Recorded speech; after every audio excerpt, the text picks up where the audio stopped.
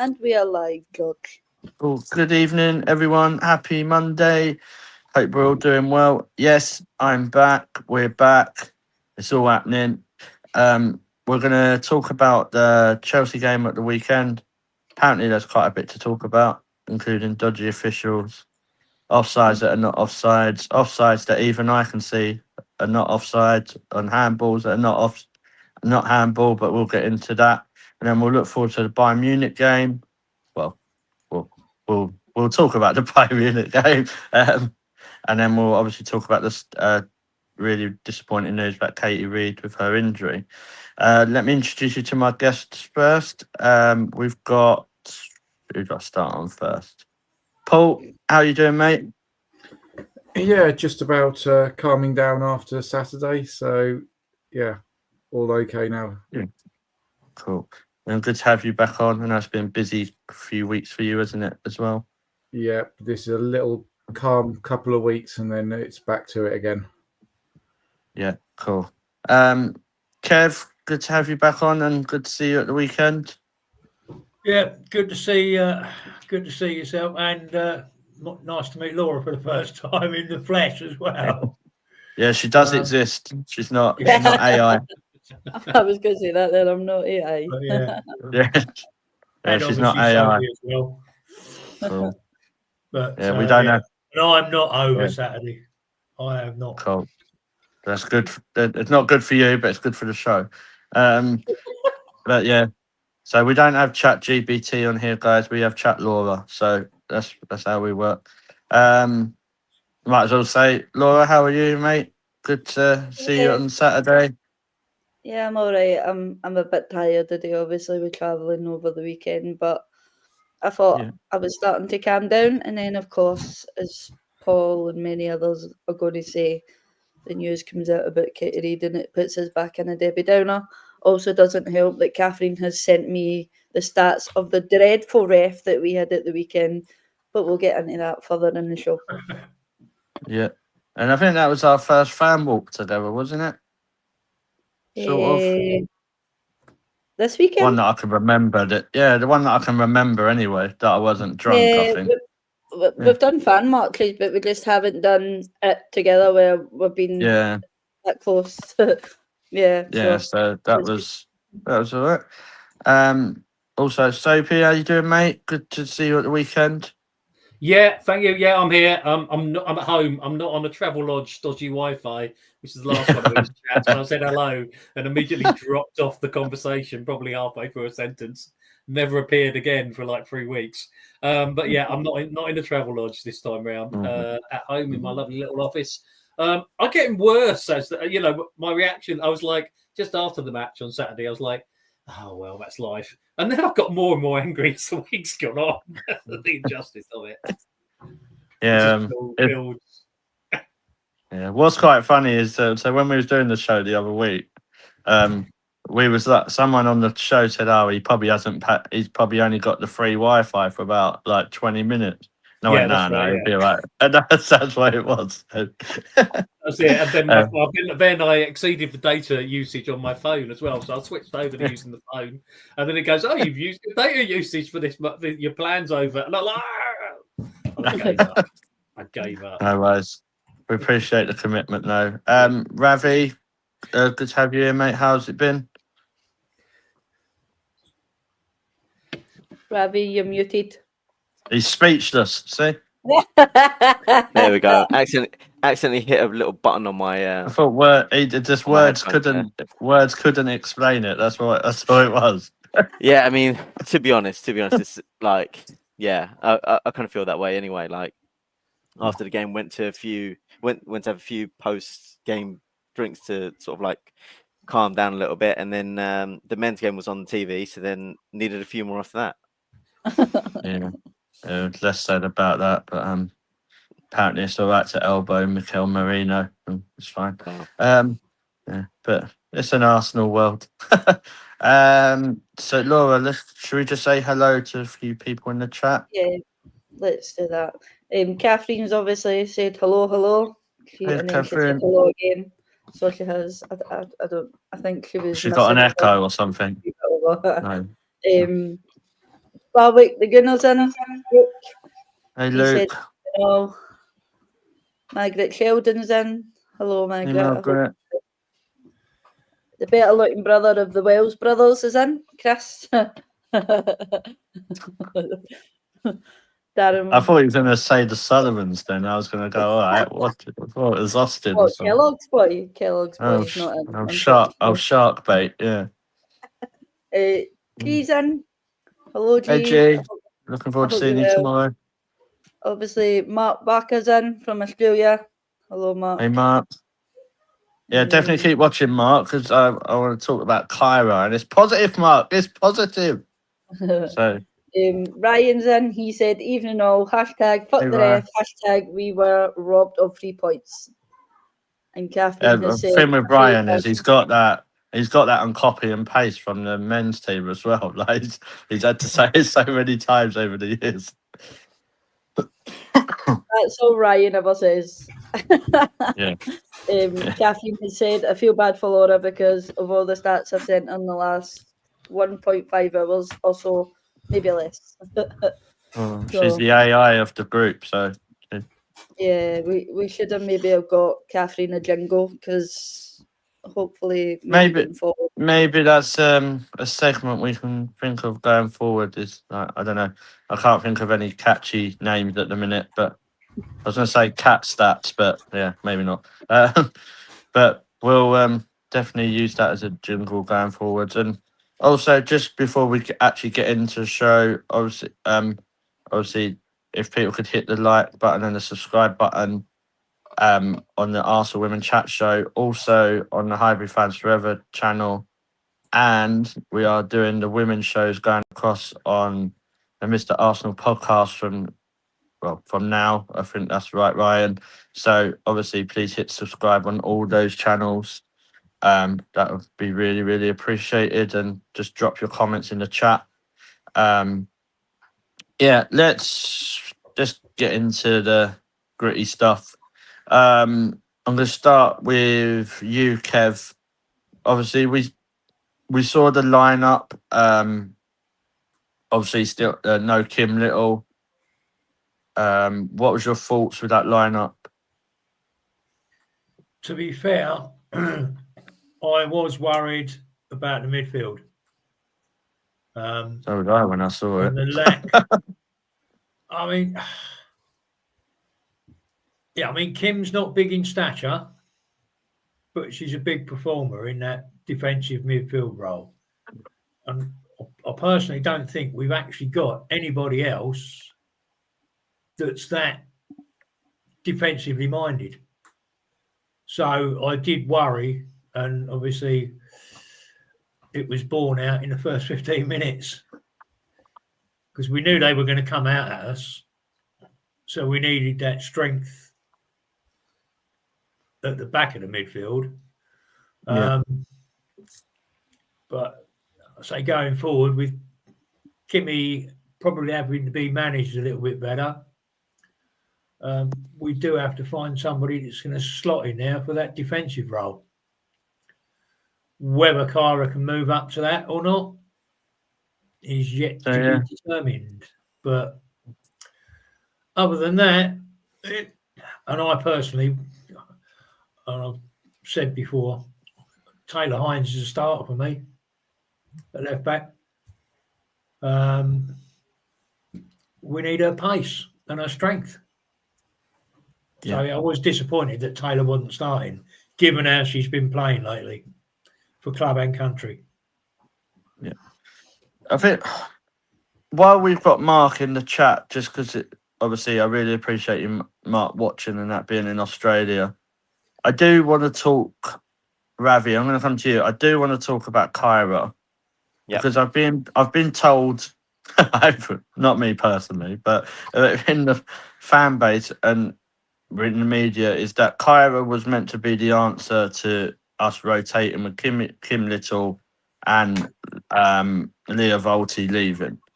Yeah. So when we're playing, unless I'll hold my hands up, I don't know, unless she was ill, surely there's no other reason why she shouldn't have started that game Saturday, sorry. Yeah, I mean, I have no idea. Like, I was really surprised not to see her start. I get Palova starting. I've been a big supporter of her, like coming into this midfield. I think there is a spot for her, but then if you're going to drop Russo into midfield, then there's no real spot to play a midfield trio of Palova, Mariona, and Russo in that midfield. That like we were just going to get overrun completely behind us. And it's weird because even when Kyra did come on, she seemed a little bit advanced, like in that sort of like right number 8 kind of spot. Which again was like, I know we were chasing the goal and everything, but it's just, it doesn't make any sense to me. And like we've spoken before about the lack of world class number 6s in the women's game, but like surely someone with the technical ability that Kyra does possess, she can turn into someone like Leah Volti, who's been that player for us for so long. I can see it quite clearly, and so many people can as well. But whether Renee and the management team don't is another thing, or if they see her as something else. Yeah, and obviously, like we're going on what we're seeing on the pitch, aren't we? Like, Paul, I'll come to you. We ain't seeing what's happening in training or behind the scenes, but I agree with Ravi about the Palova thing. The thing I didn't really like, if I'm honest, Palova and Mariona didn't feel as attack-minded for me as they could have been. Whereas, yeah, like Kyra, like I'm assuming she plays 6 for Australia. So if surely that them sort of games and when Kim Little's injured is the opportunity for Kyra to play, isn't it? Yeah, I mean, I was surprised at Kyra not getting the start. I thought when Kim was out injured, that would be the ideal person to come in, fill that role. And watching Palova and Mariona play on Saturday, something just didn't quite feel right. It was almost as if they were trying to be a little bit too defensive to compensate, and they didn't look natural in that position together. So I would have liked to have seen Kyra in there, because I think she would have just given us a little bit more of an edge, getting the ball forward a bit quicker. Yeah, like Sophie, I'll come to you. I didn't think I'm not going to sit here and say I thought Palova and Mariona were awful, because I didn't think they weren't the worst. We'll talk about a certain left back in a minute, but it's just more the bigger question is for me is with Kyra, if she's, and the only reason she's not there surely is if she was ill, because how is she meant to prove? Because I think we have I don't know if you agree, but we have a bunch of players that after they've played a few games consistently, they actually look quite good. Yeah, and I still, I don't know. We're quite a significant way into the season, and I still not convinced Rennie knows what her starting 11 is, right? And it's still a little bit. You wait for you kind of know which players she's going to juggle on and juggle off, and swap on and swap off, but you don't know what the starting 11 is going to be. So you're still waiting for that team sheet, and when you look at it, you're going, right, what are we doing this week? And I think she's got to, as you say, she's got to consistently start a core group of players and decide, particularly in attack, what her best attacking options are, and as you say, in that midfield as well. And I think there was a bunch of players there who are probably thinking, well, when am I going to get a game? And there's probably a few others thinking, well, am I going to consistently be allowed to start a game? And Kyra's one of those for sure. And particularly we're thinking, well, Kim Little's not available. Well, that's my opportunity. And then she's not been given that. The other thing I saw, though, and I'll be interested to see some of the statistics from the game, which I haven't bothered to look up yet, I should have to, is the number of carries or dribbles that Chelsea had end of the first half, beginning of the second half, literally down the middle of the pitch, where they carry the ball, they just break with the ball and just carry it at their feet with no challenge being put on until they're challenged by, one of the centre backs. And at times it did look like they had a free hand to run at us, from that midfield, because we didn't really have those defensive. Well, supposedly we had defensive-minded midfielders, but they seemed all too easy for them to carry the ball a significant distance, just at the feet. So that worried me as well. But I as long as Remy sort of in the next 3 or 4 games decides who her starting 11 is, right, or what her attacking philosophy is going to be, and who's going to start, and then you can bring in 1 or 2, each game, but you've got to have a core 9 or 8 players who consistently start in every game now. But I don't, again, we've got to look through the starts, but I don't think she's got there yet. I don't know if she does know what her best starting 11 is. I think we've played 10 games and we've only started with the same 11 twice. Yeah. So, that and I think obviously it doesn't let's not completely shoot and say, oh, Renee don't know her best. To be fair, her best centre half has been out injured all season. True. And now obviously Kim Little, the captain, is out, so obviously she has to adjust it there. I don't think what's really helped her is the lack of form that Katie McCabe's been in the WSL. Because I think Taylor Hines is better personally. And evening, Darren. Hope you're okay. It's a hard one, isn't it, Laura? Because obviously, like Dorian said, maybe Palova and Mariona were told to play a bit more defensive, but surely you just want to try and be seeing Mariona in that creative number 10 spot and doing what we know she can do. And surely we've got enough defensive options in other positions, maybe like Palova and Kyra, that could have helped that.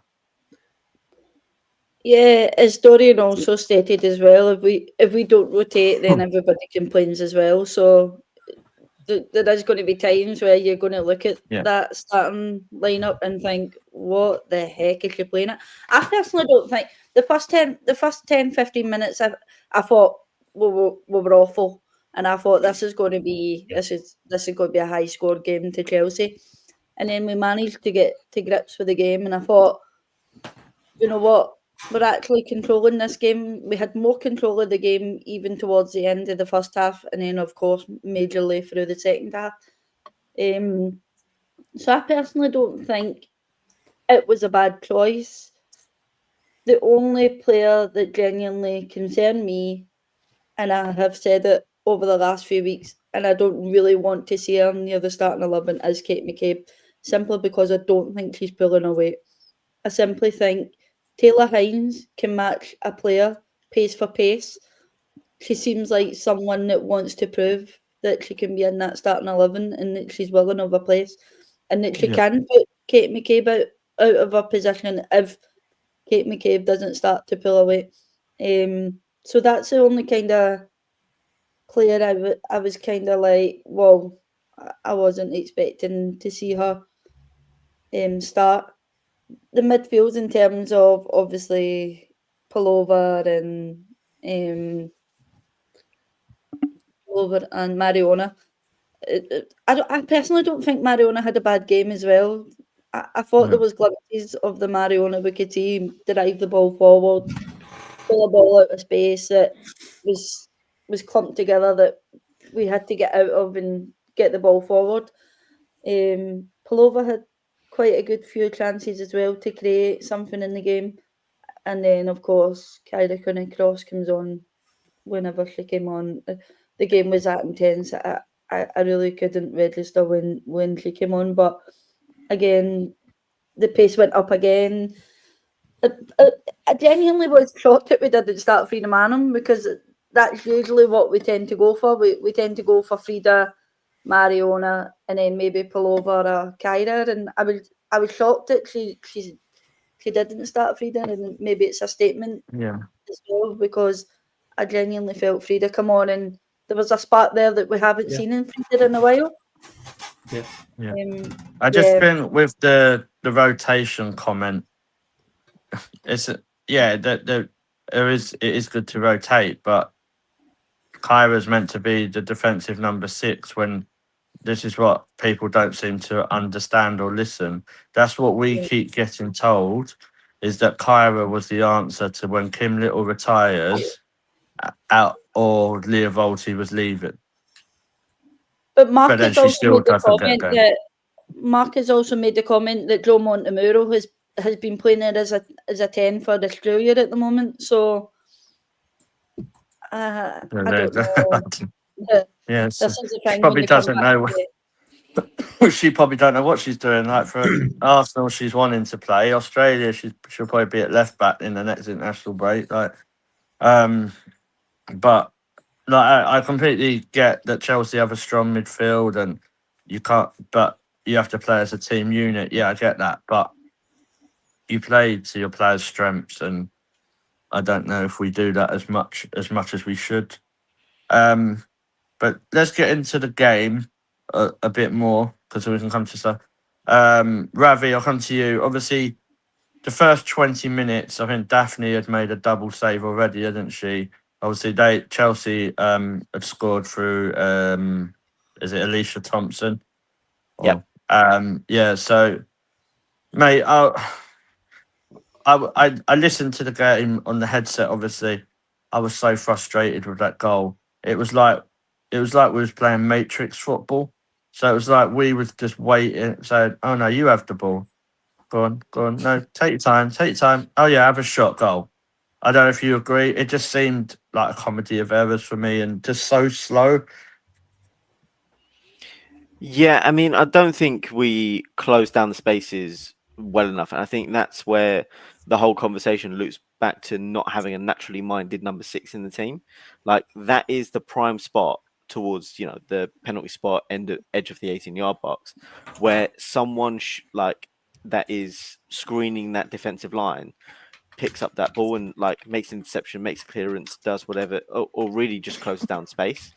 It was weird because as soon as she struck it, I'm not sure what your audio description said, but it's almost like time stopped for a little bit or just slowed down because it just looped over and you could see it happening, but you just couldn't stop it. It was a horrible moment because it just felt like time had stopped. That's why Matrix football. Yeah. It's like listening to a WhatsApp message at 2 times speed when they took the shot and then someone slowed it down to 0 or just paused it. There's even on the headset they went Alicia Thompson goal in a minute. That was their words. Goal in a minute. They didn't say it was straight. So obviously you could kind of get the irony with it. Is that it just I don't know. It just sounded horrible visually. You guys have said it looked horrible. It just. I don't know how to explain it apart from it's like we were stepping in treacle while she was shooting. I don't know. It just But why can you not? Surely that's professional football that you close players down, don't you? Yeah, I mean, you would have thought so, but I think it's one of those where she almost ghosted into that area with no one actually picking her up. It's almost like they just didn't expect to see her there. So everyone else was kind of just tracking the frontline players like Macario, and just almost ball watching a little bit and just staying in the line that they were trying to keep. And Thompson just, she popped up, took the shot. I'm not sure if it was a complete miss kick or anything like that because it just looped over.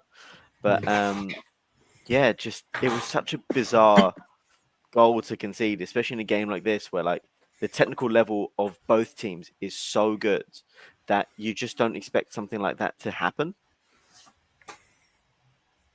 Yeah, it just defensively looked horrible. It's like I know someone said it was a chip. I don't know. I think I could have ate a portion of chips in the time that ball hit that net. It took that long. But yeah, Kev, I'll come to you. Obviously, that was a disappointing goal to concede. But then I think after the 20 minutes, I wouldn't say we was great, but we kind of improved a little bit. Would you say? Yeah, and I've seen people, our own people, saying that we were awful in the first half. But I'm sure somebody will have the stats on how many shots there were in the first half. And to be fair, I think we did have a fair number of chances in the first half.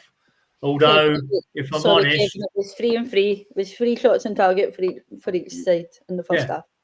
But I think all 3 of ours were almost back passes to Hannah Hampton. They were so weak. Yeah. And I just sort of sat there and I laces, come on, basics. You're playing against one of the top keepers in the world. And you just, it's you gotta hit the bloody thing. Yeah. So I think what frustrated me as well, Kev, was that we got opportunities in the first half. And when we got to the final third, it was like, oh, what do I do? Like, it was like, they didn't take shots on. The only one that Darren's going to fall off his chair here, I'm going to praise Stina. So the only person who seemed to want to take a shot on was Stina. And that includes people like Russo, Ford, like everyone knows how much of a fan of Russo I am. But I don't know, I've been saying for weeks, we're such a confidence-based team. I think I've moved on from that now. I don't really get what we're trying to do as an 11. Well, I mean, I've been saying since the start of the season, we're not attacking the box enough. Yeah. And then against Leicester, all right, it's only Leicester, but we attacked the box and we got the benefits from it. Yeah. We reverted to tapping it around outside the box again.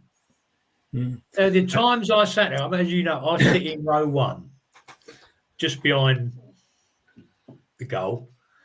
And even in the second half, we were still, and I'm screaming at them to drive into the box with the ball. Because many things can happen when you do that. You can get a pen, ball can bounce to anybody and hit a first-time shot, which is Stina's favourite, is the first-time shot. She hasn't got time to think about it. If she thinks about it, it goes wrong. But yeah, just drive into the box. We get so many opportunities to do that, and quite often, 30 seconds later, we're playing the ball back in our own half again. But did you see, Kev? Did you see the stats? Like successful final third passes: Chelsea 46, Arsenal 129 successful final third passes. But you're right; it's all outside the box. Yeah. That's what I mean. But what did they do with them 129 what they do with that final third? Final third passes? Yeah. Yeah, and that's what baffles me. Like, yeah. So also, Paul, I'll come to you. I think we've got a picture of Daphne, haven't we, Laura? We did have her up, and that's why the picture was up, Chris, because we did start to talk about it, and then we went off her, so I'll bring it back up again. At first, on my voiceover, it sounds like Chris has said, why is Daphne's picture on the chart show? But I didn't know we were doing... She did say it on the chart show.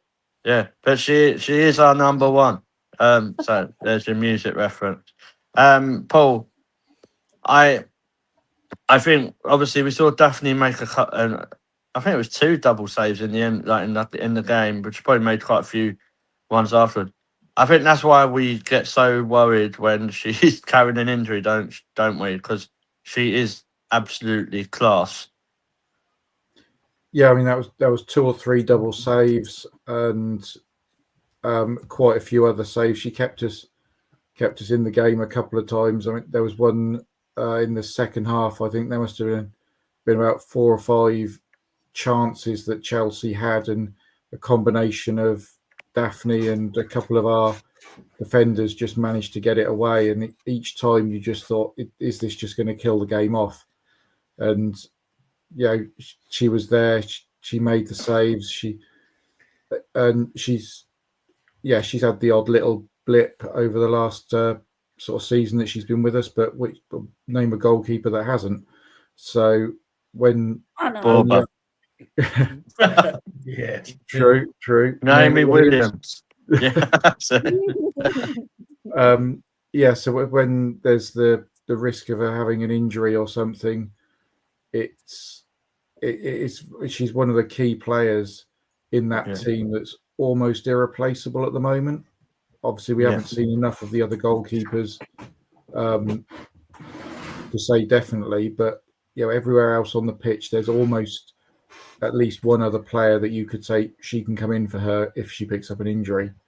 But at the moment, we haven't got that with Daphne. No. Cool. So there you go, Chris. So I hope that makes you happy. We spoke about Daphne now. That resembles the photo. We'll go into the second half. Oh, here we go. So I'm going to talk about the first offside, Laura. Yeah. So was it offside or was it handball? I can't even remember. It was a handball. Yeah, handball. Yeah, right. So, Laura, I'll let you start with it because I think you got a nice picture of someone, haven't you, who you want to talk about? I've actually got a clip. All right, there you go. See that? Anyone who this supposed handball, for anyone who hasn't seen it yet, and then we can 1,000 times discuss this. But there's no sound to it because obviously I can't because copyright and whatever. But this is a handball. So it is. So as many people seen, it hits off Stina's midriff. Hands are out where they shouldn't have been if it was going to be a handball. The ref lets us celebrate it for a good 40 seconds and then they die. No, because Lucy Bronze is over saying handball. But when you watch the clip, not one Chelsea player claims for that handball whatsoever. Lucy Bronze throws her hands up in a huff as if to say we should have defended that better, and then waits until the ref says, I'm checking for a handball. What you checking? How you checking? What you checking? The big screen above your head that you shouldn't be using because it's not VAR. And this is where the conversation comes in and how we stop that kind of situation, because there's many discussions to come about the refs throughout the chat. How can she call that? The ref didn't call the lineswoman, didn't call it. The Chelsea players didn't call for it. And then she waits 40 seconds to decide, it's a handball. Even Basil didn't call for it. Even Sonia Bancosta was like, so confused. Basil. Like you say, like even Sonia Tuna Pasta didn't call for it, so she didn't have a clue. Like she thought that was a goal, and this is what my argument is. If in football, I've watched and listened to football for 25 years, they never ever, if there's no VAR, take over 30 seconds to make a decision. What was she waiting for? Someone to go up to and say, "You do know who you're refereeing?" Like the way how long she took was like if they was doing a VAR check. Yeah. Yep. So I'd love to know, because as somebody said that they were sat by the corner flag, right, looking towards Stina next to the ref's assistant, and she didn't even call for it. So who made the call that it was a handball? Who made that call? Because the referee didn't make it. Chelsea fans didn't make it. Chelsea players didn't make it. And the Chelsea bench didn't make it. So who made that initial call? It's like Mike just said in the chat, and great to have you here as well, mate.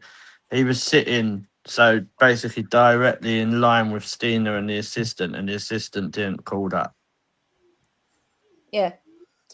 And then the other official would have to have seen through 4 people. So Lucy Bronze only made it after she had seen that the ref was questioning something, and she went over.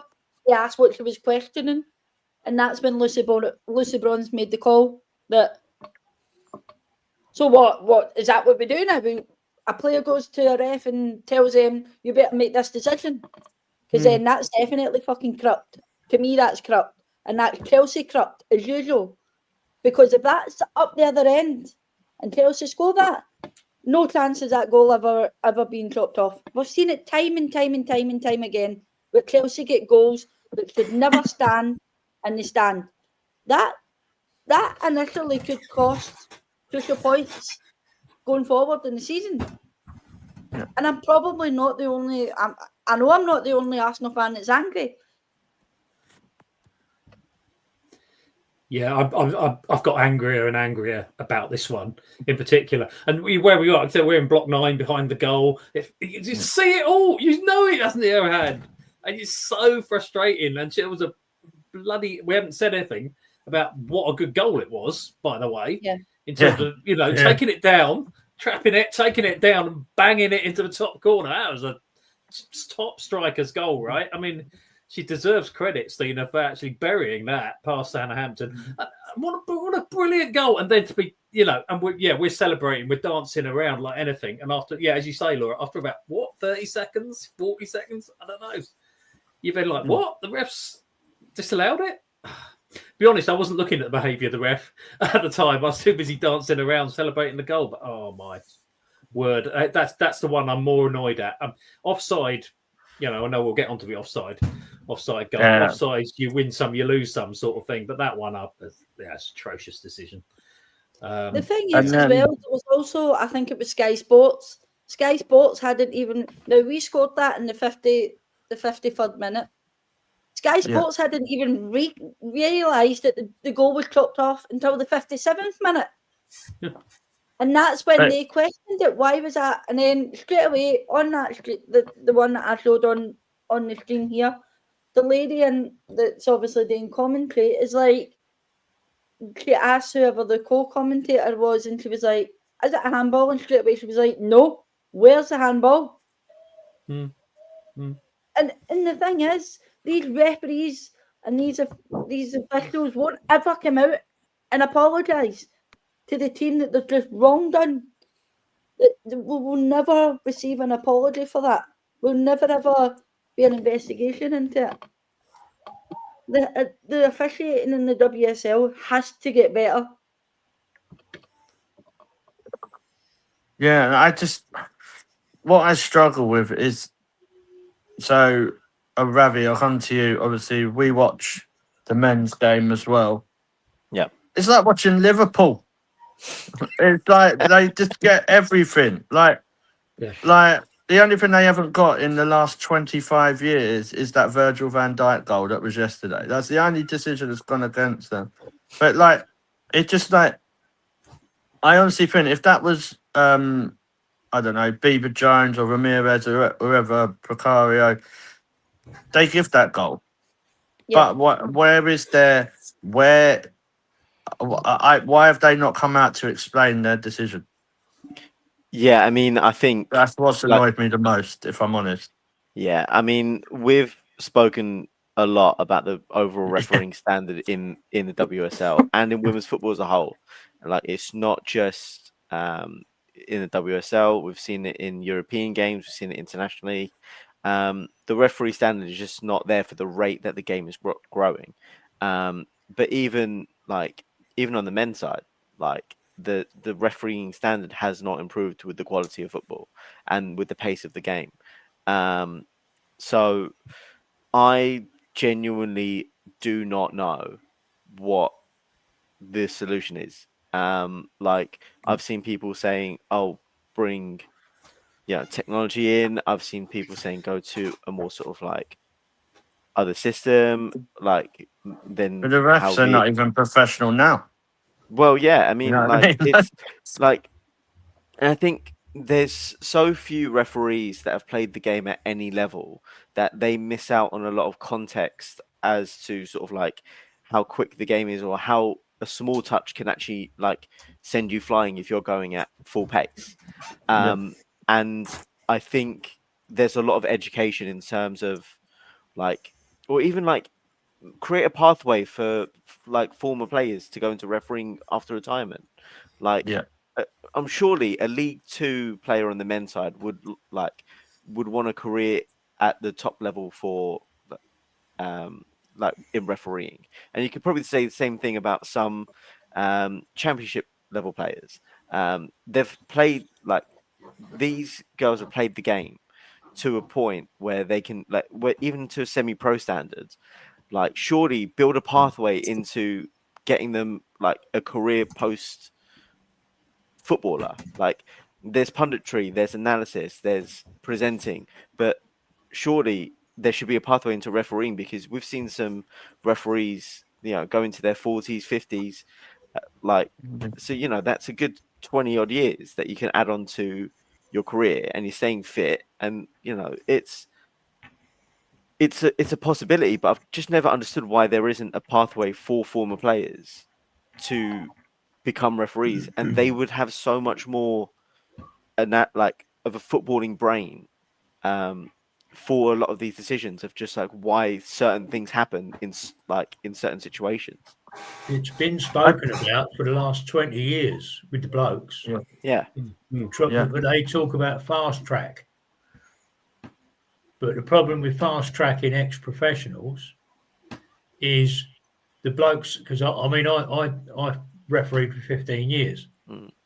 And it took me 12 years to move up from the local Saturday league to the county league. Yeah. And then they talk about fast tracking, and then these poor buggers. But then that's why a lot of youngsters start refereeing, and they're the ones that actually have dreams of going all the way, but they're not playing football. No, because they choose to referee. Maybe because football, but some of it's just so blatantly obvious, though. Like you're telling me she couldn't, like, if she couldn't see that wasn't a handball, then she should be doing the blind football. I'm not gonna lie. So I mean, apparently, I saw someone, I can't remember if it was on Twitter or somewhere, where someone said, based on where the referee was standing, the only view of Stina that she had was from a sort of a diagonal to Stina's back, side on, and the way that Stina controlled the ball by sort of lowering her her midriff to control the ball, she extended her arms back as the ball made contact with her body, and that's why it kind of looked, in inverted commas, that it hit her hand, when clearly if it did hit her hand, you would have seen the ball hit the hand that went back. But then it's really clutching at straws to try and justify something that happened that seemingly I don't think there's a way you can justify that decision. No, but what they do in the men's, if they make a big mistake in the men's game, I know people don't like comparing it and all that stuff, but if a mistake is made, you normally get an apology, or it's noticed, if you know what I mean. The apology means fuck all. Let's be honest. Yeah. But it's noticed. In this game, it's like she's made a big fuck up, and it's like, oh no, don't worry about it. It don't really matter. A bit like what Darren said. If this was in the men's game, you wouldn't stop hearing about it. I actually do think a lot of people are talking about it actually, this time. But I at least come out and say, oh, do you know what? I messed up. It ain't gonna make us feel any better. Let's be honest. But at least it's been acknowledged. Yeah, I think, in all honesty, it's because and we'll talk about the other goals in a bit, but I think it's because they made bad decisions throughout, and it wasn't just this one that cost us. It was another one down the line, and I think I thought the goal that actually stood for us was offside.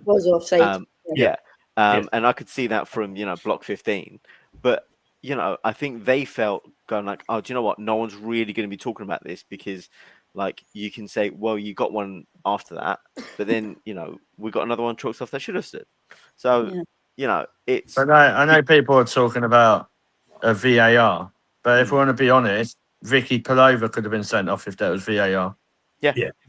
Towards the end. So everyone keeps saying about VAR. We will have a show about VAR because it's quite a big subject and something I'm quite passionate about. But you need to walk before you run. We do not have professional referees as it is. You think we've got mistakes happening now? Like, wait till you introduce Essentially, as VAR. well, we're talking about Vicky Pavlova being sent off. Santi Baltimore could have been sent off as well for the pull back on Olivia Smith. And She would have been sent off straight to Chelsea, was banished for that. So, as I say, she plays for Chelsea though. That's the big exactly. difference. And as I say, if we can get into it, there'll be stats there from Catherine that we can read out. But for me, it says a lot when the opposition manager comes out and said, "I can understand why Arsenal are hard done by, and I don't really want to comment on it." That says 1,000 words to me. And what says it all for me is when Sky Sports actually say something positive about Arsenal that we were robbed. Because I'm not used to that. So that for me is when you know that something's been robbed. We'll carry on because obviously then Russo scored. Great finish. It's Leslie Russo. Nothing else really to be said. So we got back into the game 1-1. And then I'll come to you, Sophie. Obviously, it was a good finish. And then we had the other goal that got disallowed. To be fair, with Russo's goal, I didn't actually celebrate at first because I just thought they're gonna call it out. Like I thought they was gonna disallow it because even the commentator thought they was gonna disallow it, but they didn't. But then we had the second goal that was disallowed. What was your thoughts on that and on the goal? And I think people are quite rightly been commenting, and my thoughts are the same. Really, the ref the line official who gave that offside had to look through at least two Chelsea players in order to judge where Frida Marnham was in terms of calling her offside. And also, it was just such the momentum of the game was with Arsenal, right? We were playing so well in those last 10 minutes, and all that pressure we were putting on them. And it just when it went in, it just felt like we got what we deserved, which is our winning goal, right? And that taken away from us. And when you look back at it, she's right on the line, right? It is you know. I know you don't want to talk about VAR, but I'll give you. You can talk about it. I think VAR influences lines like the officials because they've seen so many videos of these lines and videos being drawn where they've got to think, oh, is there an elbow, a toe?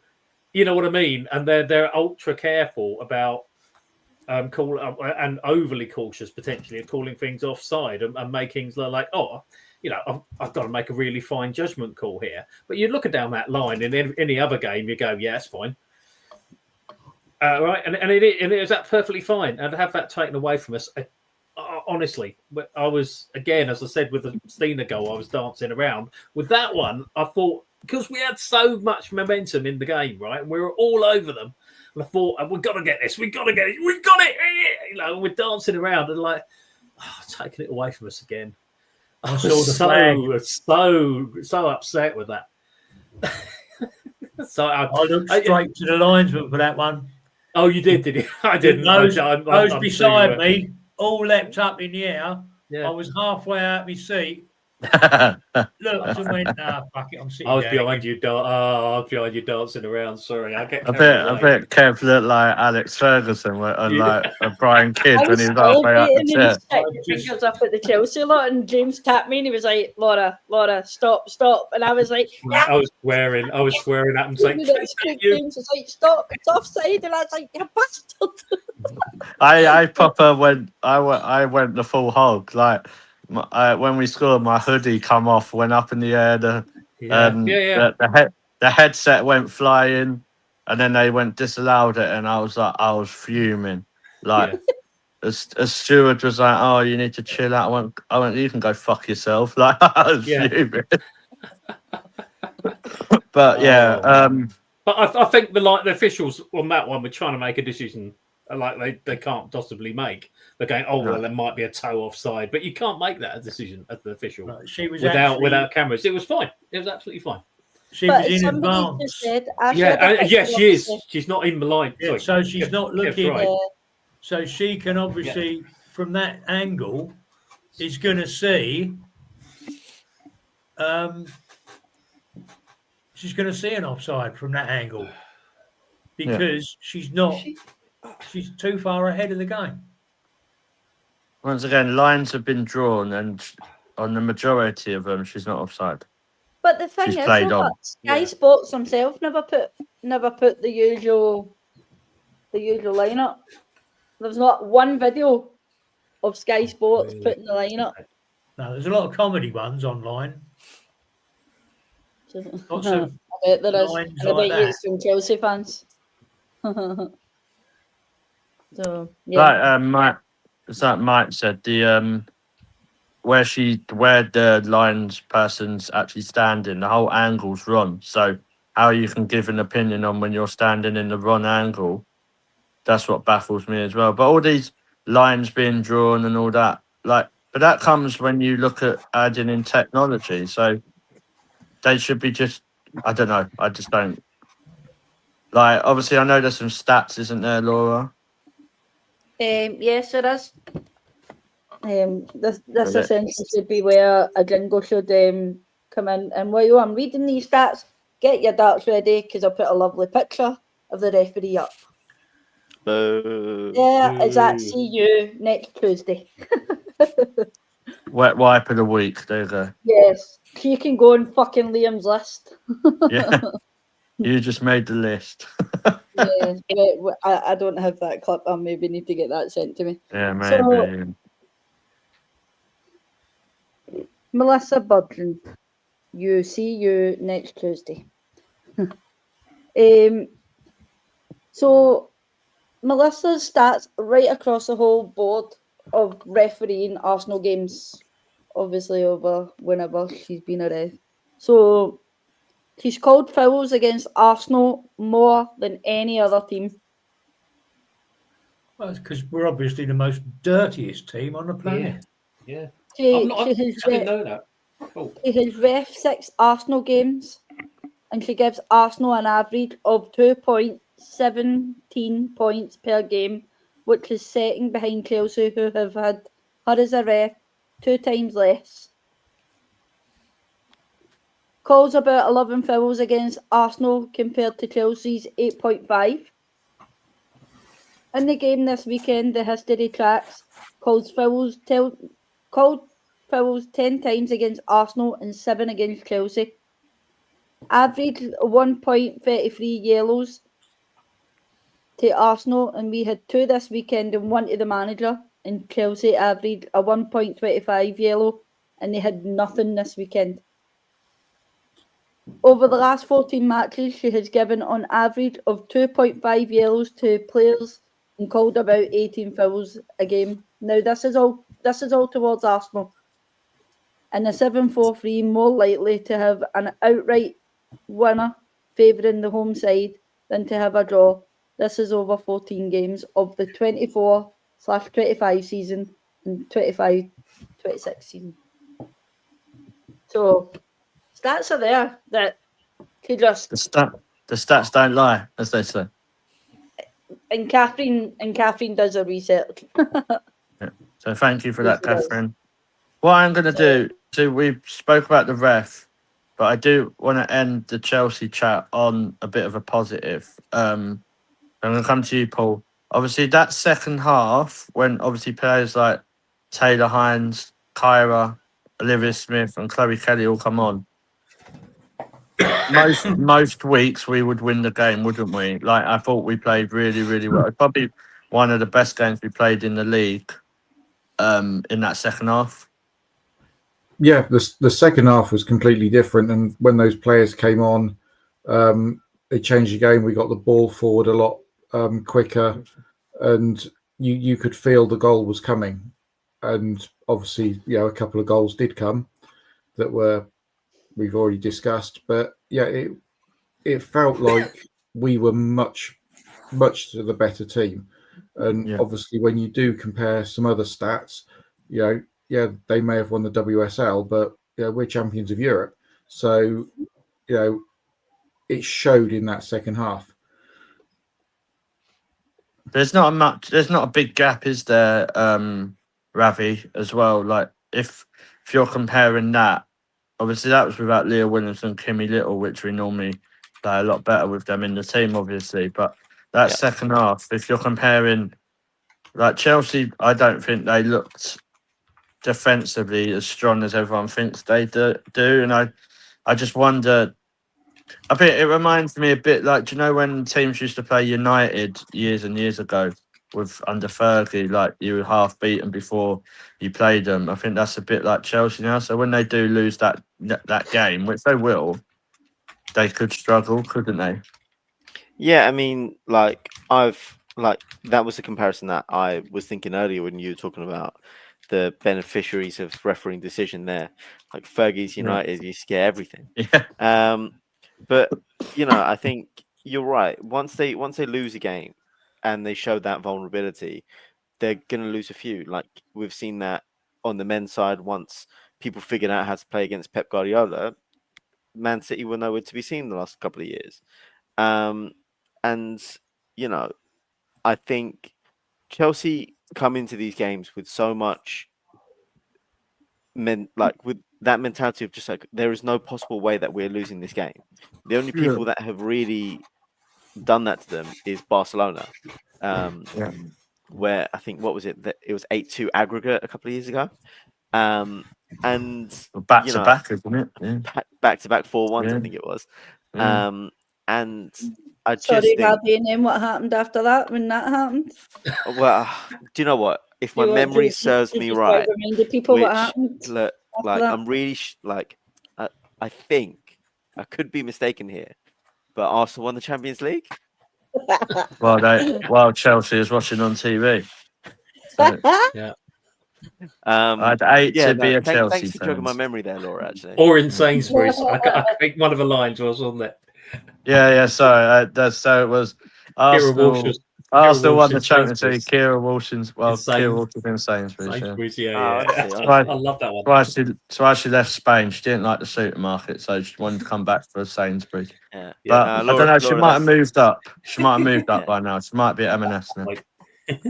Yeah, let's put a smile on my face given the game and all that. Just remembering that we are the current holders of the Champions League. Yeah. And yeah, I just to round off the point, I just think once they do have that loss, I can see it being catastrophic for them. Like it was the same when the men lost the unbeaten run in 2004. We absolutely capitulated for the rest of the season. Like people didn't have that fear factor when they played us anymore. And yeah, I've seen on BBC Chelsea kept their unbeaten run intact and equal the WSL record of 33 games unbeaten. This should have been the game that they lost, if not for a refereeing performance. Yeah, no, I agree. Cool. We'll finish it there for the Chelsea thing because we still need to talk about Bayern Munich, and we've done an hour already. Which I love because it means we're all passionate, we're enjoying it. So we're back, baby, as they say. Let's go on to Bayern Munich, the Allianz. Well, I have to hear that stupid can song if they score. It's not my favourite song, as you can imagine. Come to you, Soapy. How are you feeling? Obviously, because Champions League and WSL is a bit different, isn't it? Yeah, obviously we've got the win against Benfica. How do you think we're going to do, Munich? I think we're going to do fine. I think we're going to win. I think it's. Do you not think that maybe the pressure's off if it's an away game? We haven't got the 50,000 Arsenal fans there, willing us to win. Do you not think the players relax and play a bit better? I don't know, but I don't know. They did them in Lisbon. Yeah, that's true. But the funny thing about Bayern is that they really only have Wolfsburg, but get anywhere close to challenging them in the German league. And I've just got up, in terms of the Bayern scores, in this season in terms of how they're sort of beating all the other teams in the league, apart from Wolfsburg, sort of 4-0, 4-0, 2-0. And they're doing absolutely fine. They haven't set the world alight in the Champions League at all. So I reckon it's an Arsenal away win. I'm going to be optimistic. So I'm going to say 3-1. Yeah, Ours all the way. Ours all the way. Didn't Bayern Munich lose earlier in the groups? I'm just trying to look at it. Was it Leon? Was it Leon or something like that, or Juventus or something like that? I agree with what you're saying. So is that they weren't pulling up any trees really. No. Kev, I'll come to you. 7-1 to Barcelona. They lost. They played Barca already. Lost 7-1. Okay, there you go then. There you go. Well, Colts are going to win. We beat Barcelona 1-0, so. Yeah, exactly. If football is that easy, mate. Yeah. Kev, coming to you. Obviously, are you expecting the same team? I know we've been trying to say that we want to see the same team, but obviously we have got. We've got Spurs. Sorry, that's how irrelevant they are. I can't remember what they do, but we've got Spurs on the weekend as well. I wouldn't mind seeing people like Taylor Hines come in for McCabe though, and maybe Kelly for Ford. What's your thoughts? Definitely. Although to be fair, Chloe seems to be getting a bit angry lately. Weren't you watching that? Doesn't seem to be firing, but to be fair, I'd like to see Taylor and Chloe on that left-hand side. Will Taylor start on against Bayern? I think she will. I do think Chloe's still not 100% fit, though. I do think Chloe's not 100% fit. And sorry, Bayern Munich beat Juventus 2-1. So you know what I mean? Catherine in the chat, by the way, he's got all the data that we need, right? Oh, yeah, exactly. It's brilliant. Catherine over there. Yeah. We're going to try and get her on. We'll try and get her on the shows going forward because I know we have different time zones, Catherine. So we'll try and work something. I think it's an interesting Laura. I'll come to you with Chloe Kelly, is because she's been a bit of a bit part, isn't she? But I don't know. I think she might have had a couple of injuries, but surely if she's fit. Do you think she's better starting, or do you still think she's better coming on like we saw with England? Yeah, it's a funny old one with Chloe because there's times where you're like, I know there was times on Saturday I was screaming, get Chloe on, get Chloe on. Caitlin Ford was obviously starting to batter balls off the Chelsea players and wasn't getting very far with them.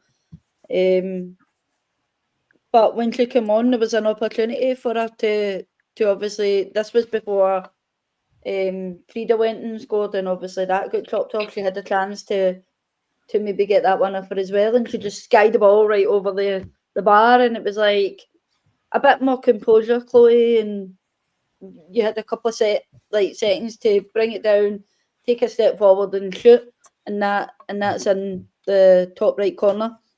As Kevin said, I just think she's a little bit frustrated at the moment. And I think maybe she thought, I've signed for Arsenal now, that's it, I'm going to get my starting place. She wasn't quite expecting Beth Mead to start as many games that Beth Mead is starting.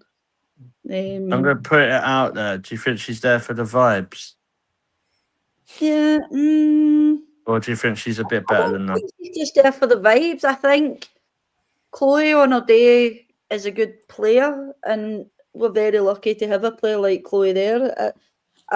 There's also times as well where I can see Chloe coming on and the team's a bit like lackluster, and Chloe's like, "Come on, let's get up," and you can see she galvanizes the team.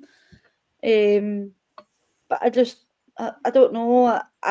I think she was maybe a bit shell shocked as well with the signing of Olivia Smith as well, and she just maybe her nose has been put at a joint there because we've obviously went ahead and got that £1 million signing, and she was just expecting to come in and be in there with obviously Caitlin and Beth, and that was it. We were just going to stop there, but it was always something we wanted, was four wingers that we could switch and maybe confuse players.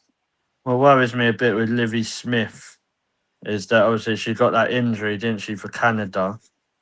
Yeah. And then at the end of the game on Saturday, she got a bit of a whack and all and got took out.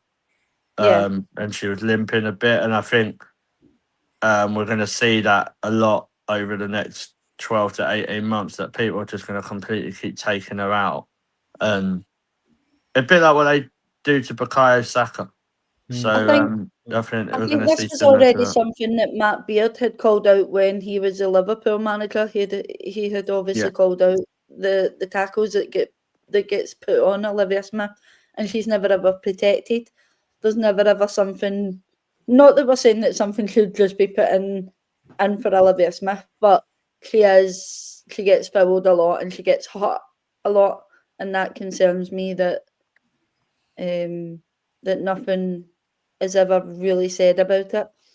But you could see how good she is in those 1v1 situations when she came on for Mead, didn't she? Yeah, in that game. And she, especially when the ball is static and you have to go from a static, non-moving ball to then beat the player in front of you, she can do it. And she did that. Well, there was one in the second half, she sprinted with the ball and then absolutely spun. I can't remember her first name, so I'm just going to call her Sabrina Carpenter. That's what I'm calling her. Absolutely spun Carpenter and basically sent her back to bus stop in Fulham. And so, but that's how you know how class Olivia Smith, and she's got that talent, is going to be. What I think it's like what you said with what Matt Beard and even the Canada manager has said, that she absolutely gets absolute lumps kicked out of her, and apparently she's got like a scar on her leg from a tackle and all. So yeah, that's something. But I do agree. I think fit is probably fully fit and firing Olivia Smith and Chloe Kelly would probably be our best wingers. Ravi, I'll come to you. Obviously, are you expecting many changes? Would you play the same way as we played against? Not in the first 20 minutes, but like that formation, like with Stina Russo in the 10 just behind, or would you change that up a bit? Because it only really worked like that in the final, didn't it? But Barcelona control a lot more of the ball than, say, Bayern will. Yeah, they've got a good midfield, but not to the level of Barca. Yeah, I mean, I think Bayern are very good as a whole. I think this is going to be quite a tough game. I think it will be a bit difficult for any combination of our midfield trio without Kyra in, like, as the 6. I think she needs to. I think Kyra needs to start this game. And Catherine's comment right at the bottom of the screen, you can see there, like, Kyra, Palova, Marnham in the midfield, and Mariana's left wing. Maybe I'd keep Mariana in that trio at some point, maybe over either Palova or Marnham. But I just think get Mariana further forwards, have a bit more of a structure in that midfield, and then just try and sort of like break through whichever, like, however this Bayern team's gonna line up. I think we have a really talented squad, and this whole conversation with the wingers and what options we have, like, we are blessed with a pretty deep squad, but I do think we need some level of structure in this midfield if we're gonna feel a little bit more confident going into this game. Yeah, cool. Right, we'll go around and get your predictions quickly. Paul, I'll come to you. Obviously, what's your thoughts? Are you confident? And then what's your prediction? Yeah, I think if we take that performance of the second half against Chelsea straight into that game against Bayern Munich, then I think we'll do well and and stay defensively solid. And I can see a nice sort of 2 or 3-0 win for us. Cool. Soapy, you said 3-1, didn't you? I said 3-1. I'm similarly Yeah. confident. I go with Paul on that. I think actually if we keep that performance and use the squad, it'll be fine. It'll be fine. 3-1. Kev, what about you? What are you saying? 2-0. Daphne's going to have a blinder. I take it you mean to us, not them. That was Yeah. easy. Yeah. Daphne's going to have a blinder. She's not You can have a blinder. It won't only be 2. Yeah, cool. Laura. I'm going to go a bit controversial, and I'm going to go 3-2 because we always seem to get a good game out of Bayern, but we always seem to manage to find a way to win it. So I'll go 3-2. Cool. I'm going 1-1. Ooh. I don't know. I just think I don't know. I think Bayern Munich away from home they're a lot more strong. If it was at the Emirates or Meadow Park maybe, but yeah, 1-1. It's weird. I can see it being close like that, or I can see one team battering the other. So we'll see. Obviously, it'll have to be Lotta and Catley. I'm assuming, unless Kadena plays, but I doubt that. Obviously finishing the show on. Obviously, we had some really bad news earlier. For those who don't know, Katie Reid has done her ACL, which is really, really disappointing. Obviously, she started really, really well, I think, this season, and then she got picked up an injury, missed out on playing for England, and now she's done this. So, obviously, we're all with Katie. Fingers crossed that she'll recover soon. But I think, Ravi, just a point from you, really. I'm not saying it's not a good age to get them injuries at all. But the younger you are, would you say there's a better chance of you recovering from it becoming bigger and better than, say, someone who's, say, like Manu's age? Yeah, I probably agree with that. I think they always say that, the younger you are, the better chance of recovery you have. But I think, given the way that like Katie Reid has been performing this season in a true breakout season, and let's not forget Michelle Ajamang as well. Same thing only a couple of weeks ago. Both of them on a really positive breakout season, and this happens. And I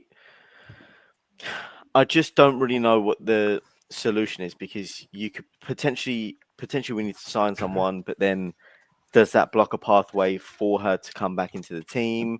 Will it come to a point where, by the time that she comes back, we're looking at phasing out Steph Catley or someone a bit more another one of the senior central defenders? Or, does this injury stay with her for a long time? We don't really know. I think I hope she recovers really well. I hope that this doesn't diminish her potential, but I'm scared for her.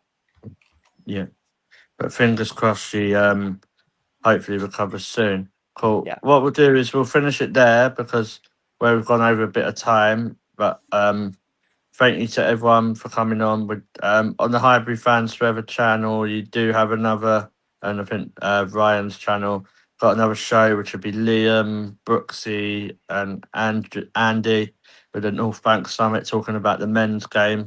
If you want to listen to that, I definitely recommend it. It's a great show, just the result weren't great. So remember, hit the subscribe buttons on them channels. Obviously, Arsenal Women Chat Show, hit that as well. Really, really appreciate it. I know we're over 250 subs, so that's really good. We will be back, hopefully, maybe at the end of the week, if not going into next week, because we'll be previewing the Spurs game. We'll also have a watch along for the game. Is that all right, Laura? Yeah, that's perfectly fine. For Wednesday and perhaps Sunday. So, but Ryan will be around to do them as well. So yeah, Soapy, thank you for coming on. Brilliant as always. Right, cheers, mate, and safe travels. Yeah, cheers. Thank you. Look after yourself. Yes, yeah. Cheers. Going over to Thank Germany. you. Yeah, and Kev, great to have you on again. Hope to see. Are you at Spurs? I am definitely at Spurs. Yeah, we'll see you at the home of football in Leyton Orient. But thanks for that. It's a nice ground. I like Leyton Orient. I I don't like never. Spurs. It's I don't my like first Spurs. visit. It's a decent never- ground, to be fair. Yeah, It's decent. They're never- friendly staff. Yeah, never been. If there's a McDonald's nearby, I'll be all right.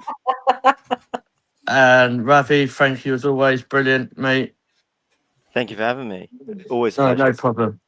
Might have to get you on an FPL show soon as well, so I'll message you Absolutely. about. Cool. And Laura, thank you for all your hard work and everything, and for stepping up when I had to take some time away. You're very welcome. I know obviously we couldn't really get shows out. Everyone's busy people. Guy Fawkes night was obviously the time I decided. I noticed that when I put up the chat and I was like, it's Guy Fawkes night. Most people are going to be at fireworks. Watched But it, yeah, but no. it was the night that I was available myself. But yeah, always a pleasure to help you, and always a Yeah, pleasure thank to you. come on and have a rant. Cheers. Paul, brilliant as well, and I'll catch up with you soon as well. Thank you for coming on. Yeah, I'll hopefully see you on Sunday. Yeah, I'll be there, mate. Spurs, and yes, not a bad ground, and if I remember rightly, the pie's pretty good as well. Right, cool. That's all I need to know. Yeah. All right. Good On price. that, Good price. Good, on that note, yeah. on that note, we're all about the food. We're all about the Champions League. We're champions of Europe. Good night, everyone. Come on, you Gunners.